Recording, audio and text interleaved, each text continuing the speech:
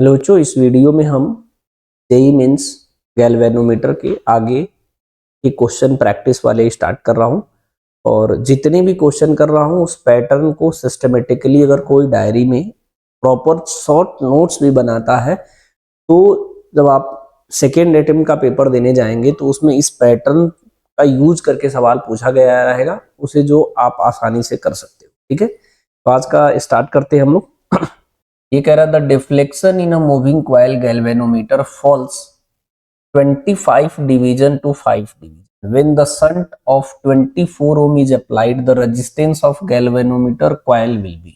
यहां पर मैं गैल्वेनोमीटर ऐसे बना लेता हूं, ठीक है। ये रिड्यूस कर रहा है 25, यहां पर शंट भी लगा लीजिए, इसको समझिए। यानी इसे हम लोग समझ सकते हैं कि पहले ये 25 डिवीजन था लेकिन इसमें कितना जा रहा है, सिर्फ 5। तो बाकी किस में जा रहा है, इसमें जा रहा है, तो इसमें कितना हो जाएगा, 20 हो जाएगा। ठीक है, तो इसी को हम IG मान लेते हैं। IG into G equal to I minus I G into S करते हैं। इसमें कितना जाएगा, कितने जितना डिफ्लेक्शन होगा उतना ही करंट रीड करेगा ये, तो ये हो जाएगा 5 इंटू जी इक्वल टू इसमें कितना डिफ्लेक्शन जाएगा 20 इंटू एस। एस कितना दिया है 24, इससे आप इसे कट कर लो 4 से कट जाएगा। ठीक है, 5 4 जा 20, तो जी की वैल्यू कितना हो गया, इसे मल्टीप्लाई करो 96 ओम आएगा, है ना। यानी इसका कौन सा आंसर करेक्ट, फर्स्ट वाला। इसमें कह रहा है कि a galvanometer having coil resistance 10 ohm shows a full scale deflection for a current 3 milliampere for it the measure a current 8 ampere the value of shunt should be। ठीक है, तो हमारे पास सबसे पहले इस तरीके से कोई गैल्वेनोमीटर बना लेते हैं, ठीक है, और इसमें हम शंट ऐड कर लेते हैं तरीके से। गैल्वेनोमीटर कॉइल का रेजिस्टेंस कितना है, 10 ओम है। फुल स्केल डिफ्लेक्शन करंट मतलब इसमें कितना एम्पियर करंट फ्लो होगा, 3 milli ampere.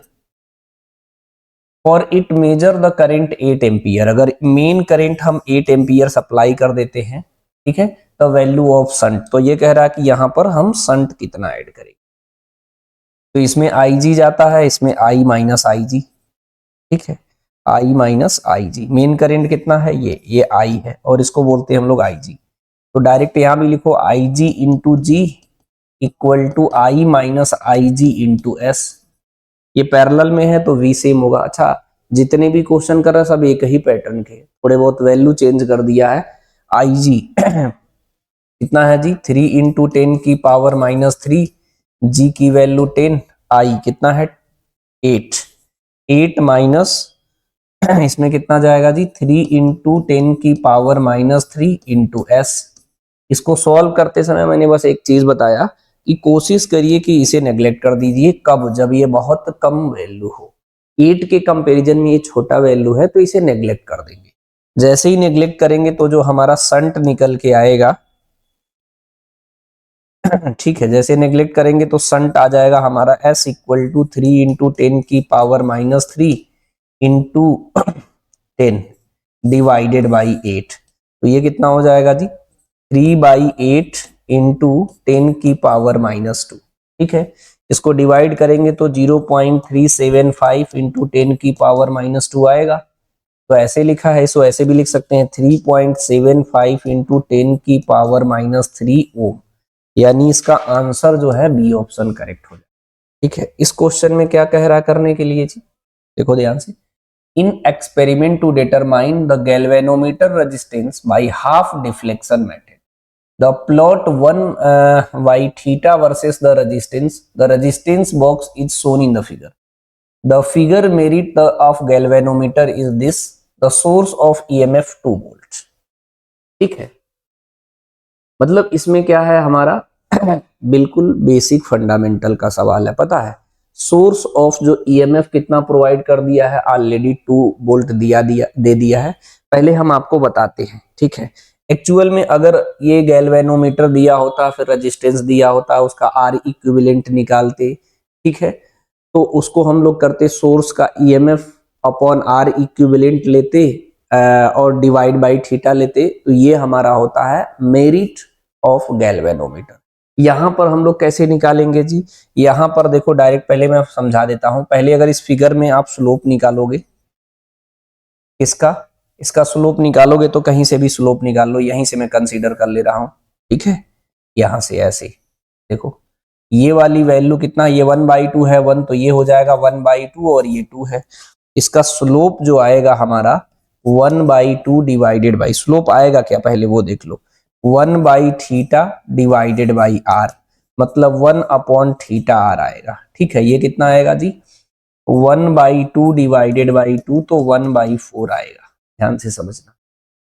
Merit of galvanometer क्या होता है जी, मेरिट ऑफ गैल्वेनोमीटर जो होगा, सोर्स जो है हमारा ईएमएफ का V divided by theta R होगा, सिंपल सी बात। ये मेरिट ऑफ ईएमएफ होता है, ये ध्यान देना, ऐसे समझ लेना I डिवाइडेड बाई थीटा होता है तो आपको कंफ्यूजन क्रिएट नहीं होगा, ठीक है। एम्पियर पर डिवीजन होता है ना। तो V सोर्स ऑफ ईएमएफ खुद दिया है, ये कितना दिया है 2, ठीक है, और डिवाइडेड बाई ये कितना आ गया जी 1/θr की वैल्यू कितना दिया है जी 1/4। इसे कट करोगे तो 1/2 मतलब 0.5 आएगा, ठीक है। तो इसे लिख सकते हैं हम 5 इंटू 10 की पावर -1। तो यहाँ कंपेरिजन करेंगे 5 इंटू 10 की पावर -1, तो यहाँ आंसर आएगा 5। मतलब आपको बेसिक ये याद कर लेना कि मेरिट ऑफ गैल्वेनोमीटर होता है I divided by theta, simple सी बात।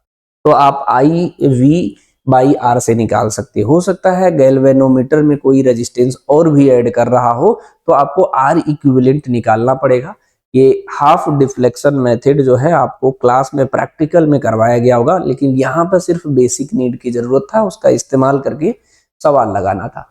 यहाँ पर क्वेश्चन में ग्राफ दिया है, हो सकता है कि आगे किसी क्वेश्चन में वैल्यू डाटा दिया हो, आप इस कॉन्सेप्ट का इस्तेमाल करके सवाल लगाओगे। तो इसमें हमें बताना है इस रीडिंग का एमीटर, ठीक है, रीडिंग ऑफ एमीटर बताना है, सिंपल।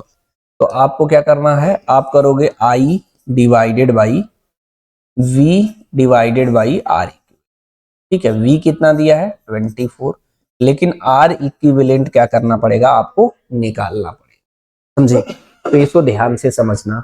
ये बोला क्या है कि ये जो एमीटर है वो कैसा है, एमीटर में कह रहा है कि एमीटर का जो हमारा कॉइल है, ये कह रहा है इन द गिवन, ठीक है, इसमें कह रहा है in the given figure ammeter A consist 240 ohm coil connected parallel to the 10 ohm shunt, ठीक है। यानी जो एमीटर है हमारा यहाँ पर जो कनेक्टेड है 240 ओम जो है कनेक्टेड है रेजिस्टेंस पैरेलल में, इतने ओम से जी 10 ओम शंट से, ठीक है।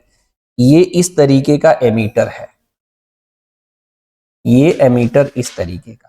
यहाँ पे जो एमीटर आपको दिख रहा है वो कह रहा है उस एमीटर का कॉइल का रेजिस्टेंस 240 ओम है, उसमें जो शंट कनेक्टेड है पैरेलल में वो 10 ओम का।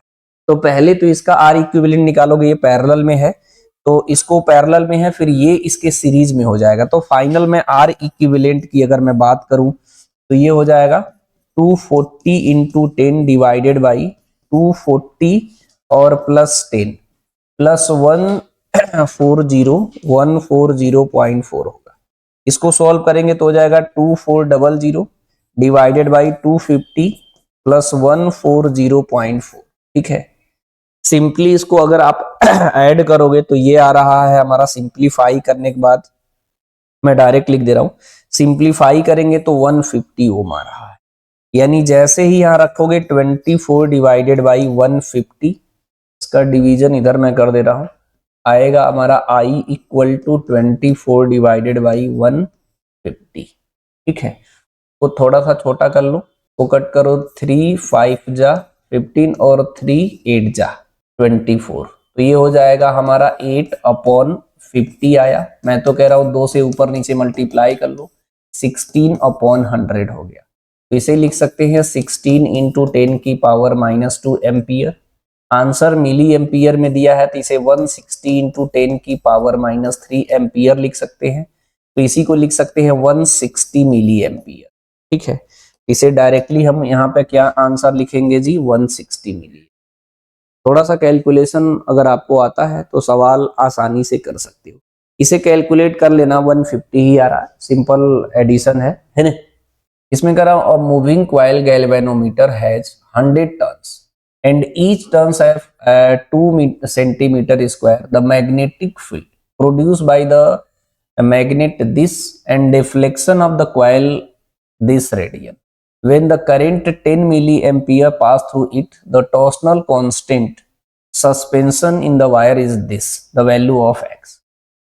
तो पता है, बेसिक कॉन्सेप्ट आपको पता होगा कि टॉर्क इस पे जो लगता है वो लगता है एन आई ए बी और टॉर्क होता है सी थीटा। ये दोनों इक्विलिब्रियम में बराबर होते हैं, N I A B equal to C theta.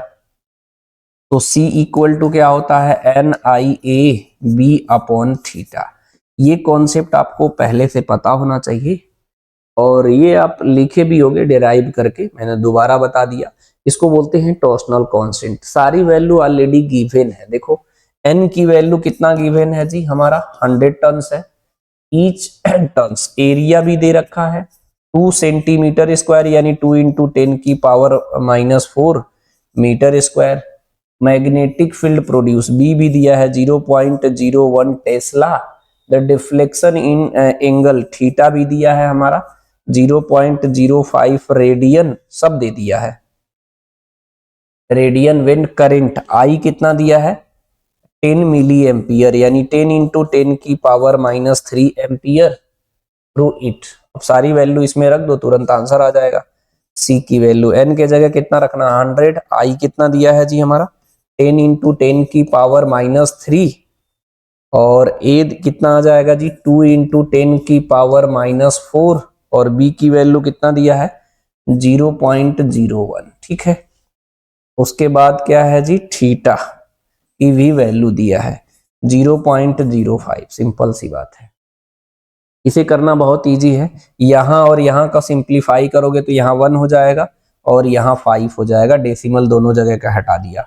इसको अगर मैं कट करूंगा तो ये कितना हो जाएगा 20 हो जाएगा और 20 इंटू 2 कितना हो जाएगा 40। ठीक है, और ये देखो 10 की पावर 3 10 की पावर 4, ये इसमें हटा दो चाहे, ये हो जाएगा 10 की पावर -2 हो जाएगा, ये 10 की पावर -6 आ जाएगा, यानी ये हो जाएगा 4 इंटू 10 की पावर -5 हो जाएगा, है ना। तो इसे अगर हम लोग कंपेरिजन करेंगे 4 इंटू 10 की पावर -5 तो x बताना था, तो ये आंसर 4 हो जाएगा। इसमें कह रहा है हमारा 2 resistance 100 ohm and 200 ohm are connected in series with battery 4 volt and negligible internal resistance.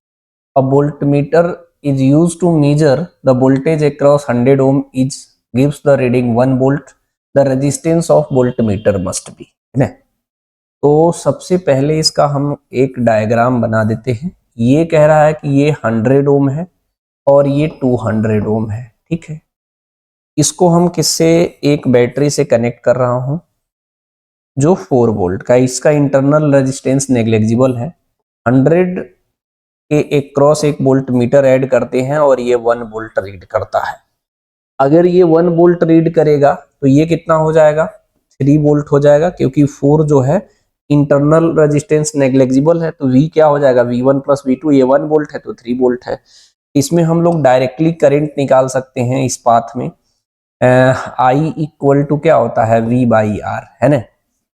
बोलो, इसमें करंट डायरेक्ट निकालेंगे, इसको मैं I मान ले रहा हूं 3 डिवाइडेड बाई 200। यही करंट इस सर्किट में मूव करेगा और इसमें भी करंट निकाल सकते हो। इसमें करंट अगर निकालोगे तो उसे I1 बोल देते हूं। 1 वोल्ट रीड कर रहा है तो 1 डिवाइडेड बाई 100 हो गया। तो अगर आपको करंट पता चल जा रहा है ना, तो इसका रेजिस्टेंस पता करना है। V तो 1 वोल्ट है, तो इसमें करंट निकाल लेते हैं। तो करंट कितना जाएगा, ये आ कितना रहा है I, इसमें चला गया कितना I1, तो इसमें कितना जाएगा I माइनस I1, यही लगा दो। V equal to I minus I1 into R। R तो बताना है सिंपल। ये कितना है 1 वोल्ट है, ये कितना है 3 divided by 200 minus 1 divided by 100 into R कर देना है। ठीक है, इसका जैसे ही अगर एलसीएम लेंगे 200 तो ये कितना हो जाएगा 3 माइनस 2 इंटू आर, 3 - 2 1, ये 200 इधर मल्टीप्लाई कर लो तो आर की वैल्यू कितना हो गया 200। इसका आंसर कितना आ गया 200।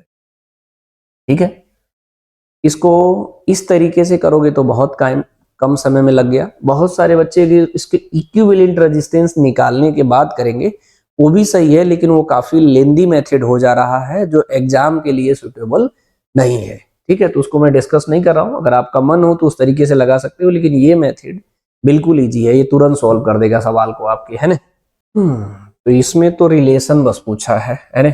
ये कह रहा मैग्नेटिक ससेप्टिबिलिटी और मैग्नेटिक फील्ड, ये जो दोनों होता है एक दूसरे पे डिपेंड्स नहीं करता है। तो इसका ग्राफ अगर देखेंगे तो कांस्टेंट बनेगा, यानी फर्स्ट वाला जो मैच किससे करेगा जी, फर्स्ट वाला जो है किससे मैच करेगा, थर्ड से मैच करेगा। तो मैं यहाँ बगल में लिखता रहूंगा, फर्स्ट का किससे मैच कर रहा, थर्ड से।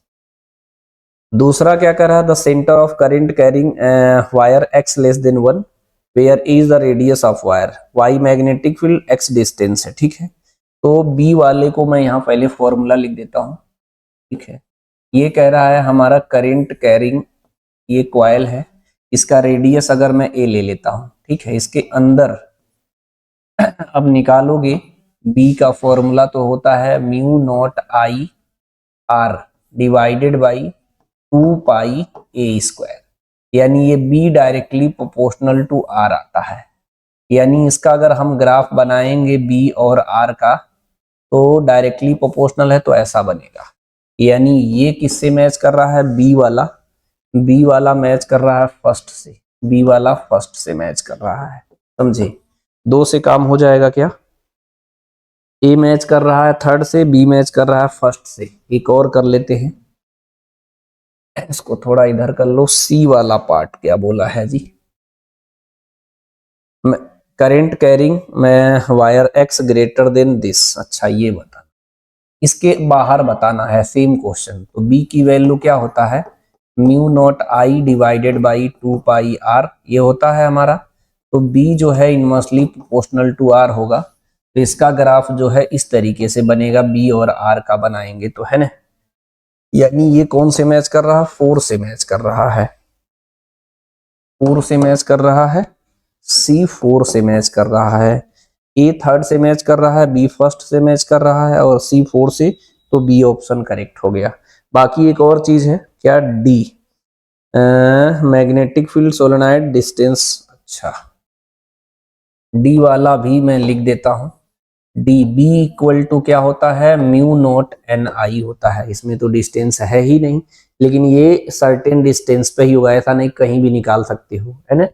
तो इसका सेकंड से मैच कर जाएगा, इसका ग्राफ कुछ ऐसे बनेगा, ऐसे, है ना। यानी डी का जो है किससे मैच कर रहा है, देखो मैच कर रहा है कि नहीं, सेकंड से। हाँ सही है। इसमें क्या कह रहा है जी, पैरामैग्नेटिक सब्सटेंस। हाँ, एक चीज और भी ध्यान रखना, पैरामैग्नेटिक सब्सटेंस, फेरोमैग्नेटिक सब्सटेंस और डायामैग्नेटिक सब्सटेंस का एटलीस्ट डेफिनेशन तो जरूरी पढ़ लेना, इससे भी थ्योरी के सवाल बेसिक बन जाता है। ठीक है, इसमें देखो क्या कह रहा है, paramagnetic substance aligns themselves in the direction of external magnetic, बिल्कुल सही बात है। ये उसी डायरेक्शन में तो मैग्नेटाइज होता है जिधर एक्सटर्नल मैग्नेटिक फील्ड होता है ना। Attract strongly external magnetic, strongly नहीं वीकली होता है, तो गलत हो गया। ये कह रहा है has susceptibility little more than 0, बिल्कुल सही बात लिखा है, बहुत ज्यादा नहीं होता है। Move from the strong region to the magnetic field to weak region, ये भी रॉन्ग स्टेटमेंट हो गया। तो ए और सी यानी बी ऑप्शन करेक्ट हो गया। तो पता है बेसिक थ्योरी बोर्ड की भी बुक से रीड करोगे तो उससे भी जेईई मेंस के डायामैग्नेटिक, पैरामैग्नेटिक और फेरोमैग्नेटिक सब्सटेंस के सवाल लग जाए। ठीक है, इस वीडियो को यहीं पे एंड करते हैं। सिस्टमेटिकली इसे देख के अपनी प्रैक्टिस को कंप्लीट करिए। ठीक है, ऑल द बेस्ट।